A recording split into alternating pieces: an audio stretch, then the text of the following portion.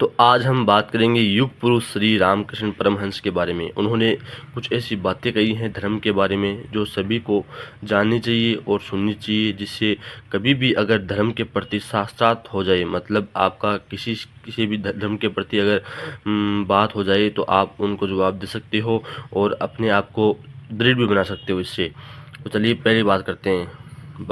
श्री रामकृष्ण परमहंस ने यह भी कहा, तुम रात के समय आकाश में बहुत सारे तारे देखते हो पर सूरज निकलने पर उन्हें नहीं देख पाते। इससे क्या तुम यह कह सकते हो कि दिन के समय आकाश में तारे नहीं हैं? इसी प्रकार हे मानव, अज्ञान के दिनों में ईश्वर को न देख पाने पर यह मत कहो कि ईश्वर नहीं है। इन्होंने ईश्वर की यह व्याख्या की थी और उन्होंने कुछ और चीज़ें बताई है कि भारतीय राष्ट्र जीवन का मेरुदंड धर्म है। प्राचीन काल से भारत पर नाना प्रकार के संकट आते रहे हैं, किंतु वह अपनी आध्यात्मिक प्रवृत्ति के प्रति सजग एवं सत्यनिष्ठ रहा। भारत का इतिहास इसका प्रमाण है कि जो देश सांस्कृतिक आदर्शों के प्रति निष्ठावान, जागरूक और सचेत रहेगा वह कभी नष्ट नहीं हो सकता। इसके अतिरिक्त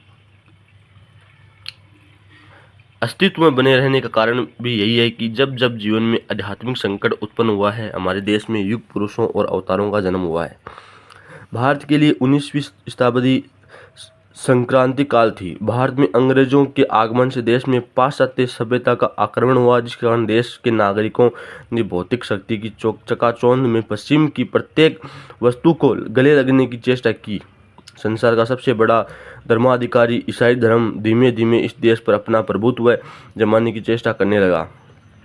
ठीक ऐसे ही कठिन समय में भारतीय संस्कृति और धर्म के रक्षा के लिए स्वामी श्री रामकृष्ण परमहंस का आविर्भाव युग प्रयोजन पूर्ति के लिए हुआ। उन्होंने हिंदू धर्म की भव्यता, विशेषता और उसकी अपार शक्ति के हुआ उन्होंने हिंदू धर्म की भव्यता, विशेषता और उसकी अपार शक्ति के प्रति भारतीय जनजीवन को जागरूक किया। इस प्रकार हम कह सकते हैं कि श्री रामकृष्ण परमहंस हिंदू धर्म को इस महान संकट से उभारने के लिए ही जन्मे थे। श्री रामकृष्ण परमहंस न केवल हिंदू धर्म की वरन सभी प्रतिनिधि स्वरूप थे, क्योंकि उन्होंने न केवल हिंदू धर्म की वरन अन्य धर्मों की साधनाएं की और यह प्रत्यक्ष रूप से अनुभव किया कि आज के वास्तविक वैज्ञानिक हृदय में जो भ्रांति व निष्कपट होते हुए भी एक आपेक्षिक सत्यता तो है।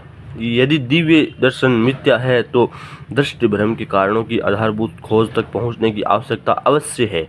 माया अनादि है, काल की सीमा से रहित, इसलिए अद्वितीय ब्रह्म का ज्ञान प्राप्त करना आवश्यक है। ज्ञान का मार्ग निराकार ब्रह्म का मार्ग है और भक्ति मार्ग पर चलकर श्री रामकृष्ण परमहंस ने संसार का मार्गदर्शन किया। उन्होंने समस्त संसार की वेदना को, चाहे वह कितनी ही अपवित्र और प्राणघाती क्यों न हो, उसी में वे रम गए, चूँकि तमाम अज्ञानी मनुष्य भी उनकी दृष्टि में माँ की संतान थी। मनुष्य में कितनी ही आपसी कलह हो, मतभेद हो, परस्पर विरोधी विचारधाराओं के पक्षपाती हो, सभी सर्वशक्तिमान परमेश्वर के ही प्रकाश पुंज हैं। अतः उन सभी से प्रेम करना ही भगवान को प्रेम करना है। संसार के सभी धर्म भिन्न भिन्न मार्गों द्वारा उसी परमपिता परमात्मा की तरफ जाते हैं।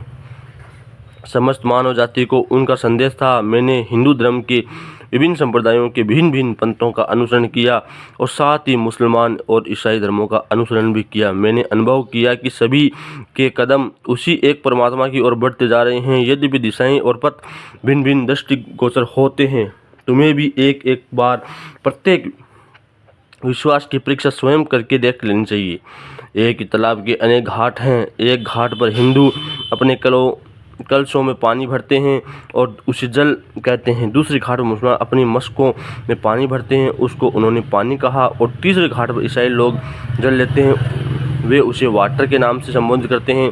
भिन्न भिन्न नामों के आवरण के नीचे एक ही वस्तु है और प्रत्येक उसी वस्तु की खोज कर रहा है। हम जिसे कृष्ण के नाम से पुकारते हैं वही शिव है, वही आद्य शक्ति है, वही ईसाई और वही अल्लाह है।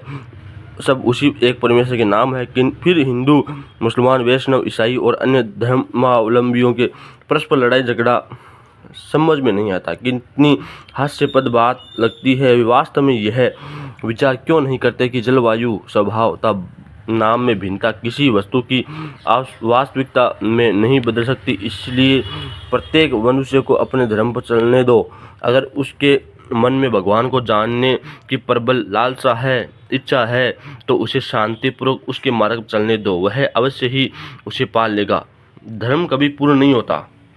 यह एक अविराम कर्म, एक अविराम कामना, एक निरंतर प्रवाहित होते रहने वाला जल प्रपात, किंतु वह बद्ध जलाशय कदापि नहीं है। यह श्री रामकृष्ण परमहंस ने कहा था। समस्त पदार्थों के अंदर रामकृष्ण केवल भगवान के सुंदर रूप को ही देखते थे। उसकी आत्मा एक प्रज्वलित अग्निपिंड की तरह थी, जिससे उगलती ज्वाला शिखाएं एक एक देवता के सदृश गोचर होती थी। उन्होंने माया की शक्ति का अनुभव कर जान लिया था कि जीवन में मृत्यु में दुख के अंतराल में यह माया दिव्य माता विद्यमान है। ब्रह्म शक्ति या माया सब एक है और अभिन्न वस्तु है। रामकृष्ण दूसरों के अंदर अपनी आध्यात्मिक शक्ति संचारित करके उन्हें उधरतम चेतना तक पहुंचाने में अक्षम थे।